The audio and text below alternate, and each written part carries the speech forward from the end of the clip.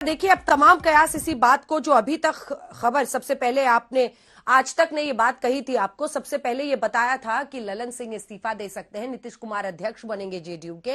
ये खबर एक बार फिर से साबित हुई है, ये बताते हुए कि आज तक की खबरों के मामले में जो विश्वसनीयता है उस पर हम हमेशा खरा उतरने की कोशिश करते हैं। आज तक के हमारे सहयोगी हिमांशु मिश्रा ने बीती शाम भी लगातार ये खबर बताई कि ललन सिंह इस्तीफा देंगे, और आज देखिए दोपहर होते होते उन्होंने इस्तीफा दिया। लेकिन तीन बड़ी बातें, एक सवर्ण के तौर पर अगर आप जेडीयू में उनके अध्यक्ष पद को देखें तो बहुत, एक तो छोटा वक्त उन्हें मिला, दूसरा जातीय जनगणना पर जोर है, तो क्या उसी के जरिए एक ये संदेश भी है, क्योंकि ललन सिंह जरा अपर हैंडेडनेस के लिए अब जाने जाते थे, अंग्रेजी का शब्द है, यानी बहुत जो आम विधायक थे, नेता थे, पार्टी के कार्यकर्ता थे, वो उनसे सीधा बात नहीं कर पाते थे, उनके लिए मुश्किलें हो रही थी ललन सिंह के साथ, वो उनकी आत्मीयता नहीं आ पा रही थी, तो कुछ शिकायतें ऐसी थी।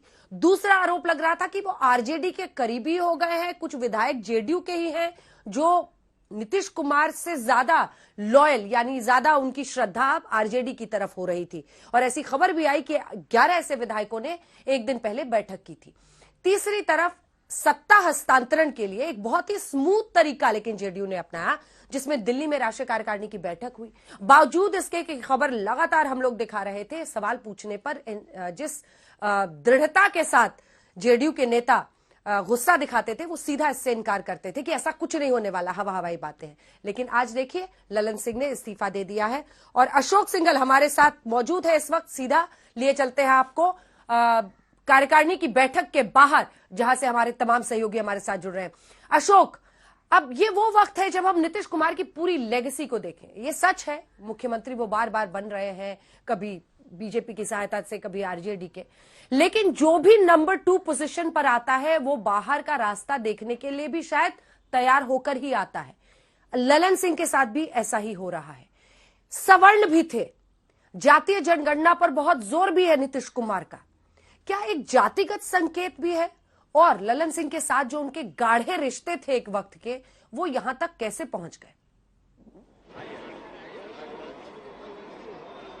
देखिए, नीतीश कुमार के बारे में ये कहा जाता है कि बहुत ज़्यादा दिन तक उनके साथ कोई नंबर 2 की पोजीशन पे या पावरफुल पैरेलल नहीं रह सकता। पुराना इतिहास अगर आप उठाएं, शरद यादव के साथ भी उनकी बिगड़ी थी, जॉर्ज फर्नांडिस का भी मुझको पता है अच्छे से। जॉर्ज फर्नांडिस भी जेडीयू के अध्यक्ष हुआ करते थे, लेकिन उसके बाद उनको चुनाव अलग से लड़ना पड़ा था, अपने तरीके से चुनाव लड़ना, पार्टी ने उनको टिकट नहीं दिया, हालांकि बीमार चल रहे थे जॉर्ज फर्नांडिस। उसके बाद शरद यादव की राज्यसभा की सीट का मामला हुआ तो उनको राज्यसभा नहीं दिया गया था, तो बहुत सारी चीज़ें रही। उसके बाद आरसीपी सिंह का मामला रहा, बहुत क्लोज हुआ करते थे, रेल मंत्रालय में उनके पीएस हुआ करते थे आरसीपी सिंह, बहुत नजदीकी माने जाते थे कि पार्टी अध्यक्ष उनको बनाया। उसके बाद उन्होंने, आरसीपी सिंह ने उनके खिलाफ मोर्चा भी खोला।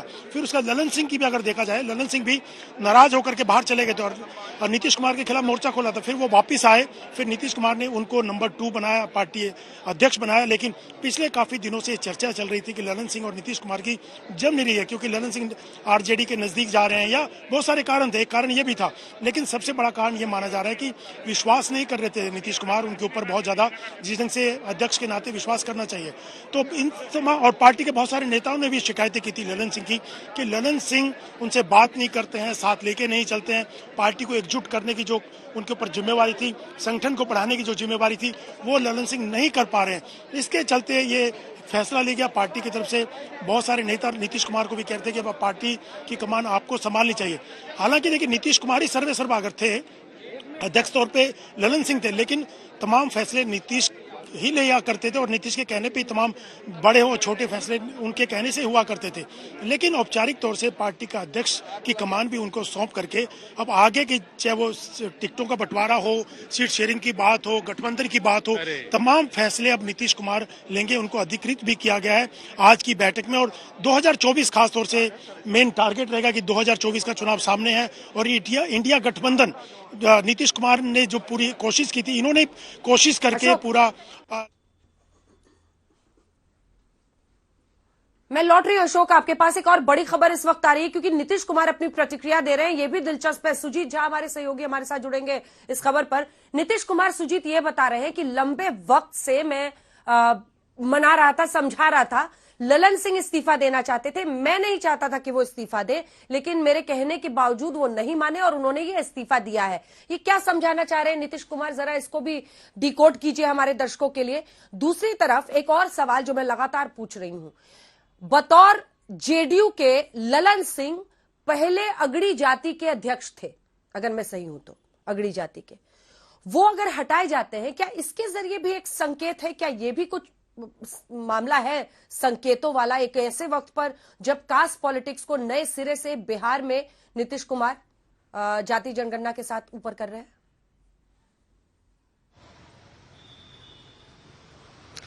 देखिए, पहली बात तो यह है कि नीतीश कुमार ने जो कहा है, एक तरीके से ये एक प्रतिष्ठित जो एग्जिट कहा जाता है ना अध्यक्ष के लिए, ललन सिंह के लिए, ये काफी समय से कह रहे थे। वैसे चर्चाएं भी थी, मैंने पहले भी जिक्र किया था कि G20 में जब नीतीश कुमार यहाँ आए थे दिल्ली, उसके बाद से ललन सिंह ने ये कहना शुरू कर दिया था कि मुझे पद से मुक्त किया जाए क्योंकि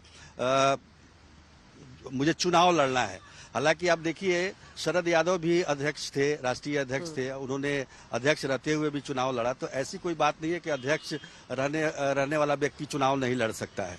दूसरी बात यह है कि नीतीश कुमार ने एक तरीके से ये जताने की कोशिश की है कि पार्टी में सब कुछ ठीक ठाक है, ललन सिंह भी उतने ही महत्वपूर्ण है जितना पहले हुआ करते थे।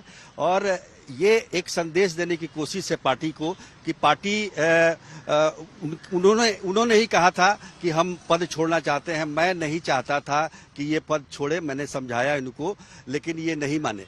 पर कहीं ना कहीं ये बात स्पष्ट रूप से है कि नीतीश कुमार पिछले दिनों जो बैठकें कर रहे थे अब सांसदों के साथ, विधायकों के साथ, पार्टी बियरर के साथ, तो उसमें वो फीडबैक ले रहे थे ललन सिंह के बारे में ही। ललन सिंह के को लेकर काफी शिकायतें थी कि वो जो है सबको साथ लेकर नहीं चलते हैं, बहुत सारा असंतोष था।